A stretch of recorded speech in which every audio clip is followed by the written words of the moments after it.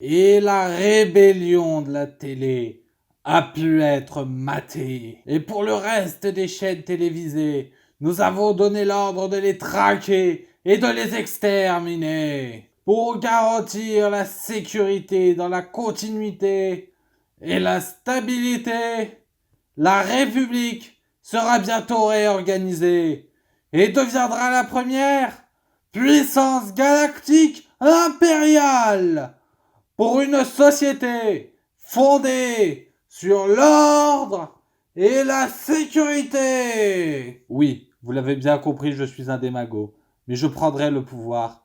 Il n'y aura plus aucune limite à mon pouvoir. Mais maintenant, votre responsabilité, c'est d'aller partout en France pour le porter et pour gagner. Ce que je veux, c'est que vous, partout, vous alliez le faire gagner. Parce que c'est notre projet. Vive la République, vive l'Empire. Parfois, je me demande vraiment ce qu'ils mettent comme genre de champignons hallucinogènes dans mon thé. D'autant plus qu'aujourd'hui, on ne va pas parler de la chute d'une démocratie vers une dictature, mais tout simplement d'un régime dictatorial. Mesdames et messieurs, bienvenue 30 ans en arrière, 30 ans après une guerre nucléaire entre l'Ouest et l'Est. Bienvenue dans 1984. Bienvenue à bord, attachez vos ceintures, en route, nous prenons la mer.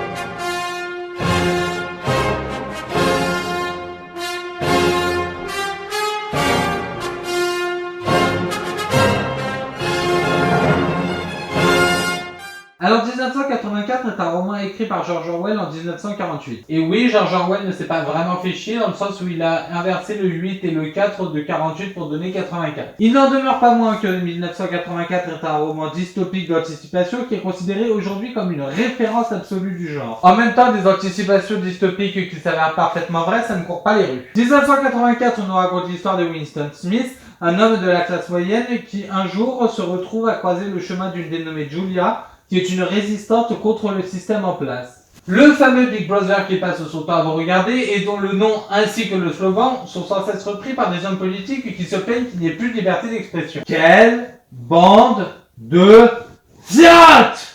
Vous voulez savoir ce que c'est qu'un régime où il n'y a plus de liberté d'expression? Eh bien, c'est un régime dans lequel tu ne peux même pas dire il n'y a plus de liberté d'expression, on se croirait dans 1984. Genre, 1984, c'est la version hardcore de la Corée du Nord. Voilà, ça c'est vraiment un régime dystopique dans lequel il n'y a plus de liberté d'expression. Oui, bonjour, nous sommes Jean-Luc Mélenchon et Marine Le Pen, on estime qu'on n'est pas assez représentés, gna gna gna. Putain de bande d'abrutis de merde! Je ne nie pas la possibilité qu'il y ait effectivement un problème de libre pensée et de libre parole dans ce pays qui est la France, mais quand même, on n'est pas non plus dans un pays où il n'y a plus de liberté d'expression. Franchement, rien que le fait que l'on puisse dire qu'il y a peut-être un petit souci avec la liberté d'expression en France est une preuve absolue qu'elle existe.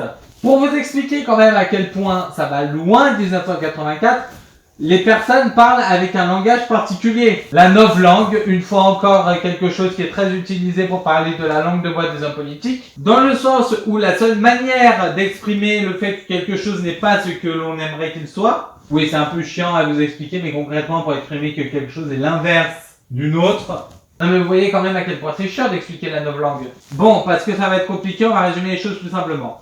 Soit X et Y, d'accord? Jusqu'ici vous me suivez. Même si comme moi vous avez fait un violent rejet des maths et que la seule mention de la phrase soit X et Y vous provoque des poussées d'urticaire qui pourraient vous pousser à vous retrouver accroupi au-dessus de vos chiottes en train de vomir. Ok, donc soit X et Y, X étant quelque chose et Y son inverse total.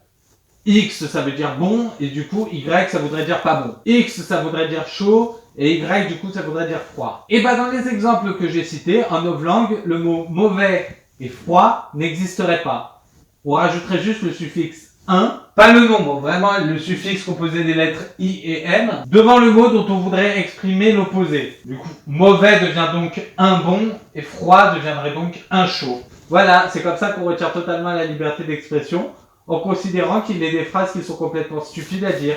Par exemple, dire que Big Brother c'est mauvais, ça en reviendrait à dire que Big Brother c'est un bon. Et un bon c'est le truc qu'on aurait utilisé pour qualifier les frites du McDo. Donc, on utiliserait le même mot pour définir des frites et le régime politique. Ce qui n'aurait aucun sens. qui nous ferait vraiment passer pour des gens complètement demeurés en fait.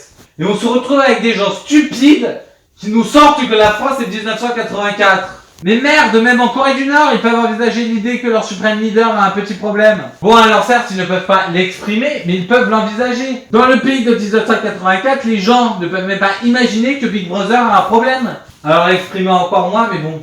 Et c'est ça tout l'intérêt de 1984 en fait.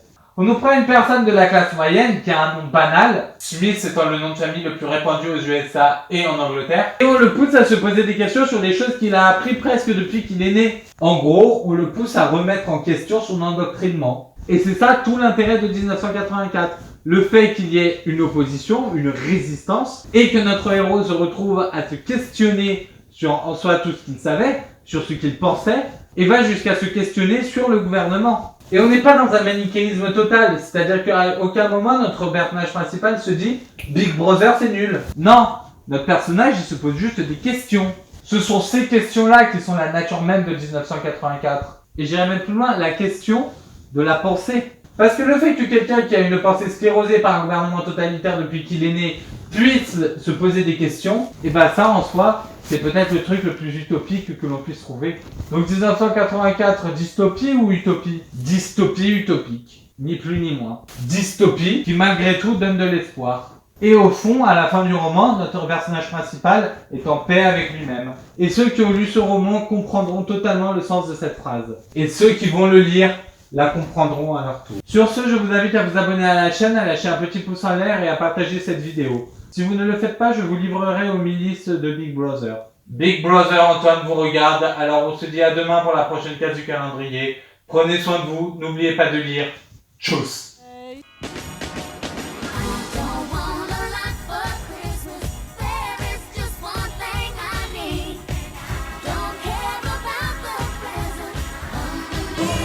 Yeah.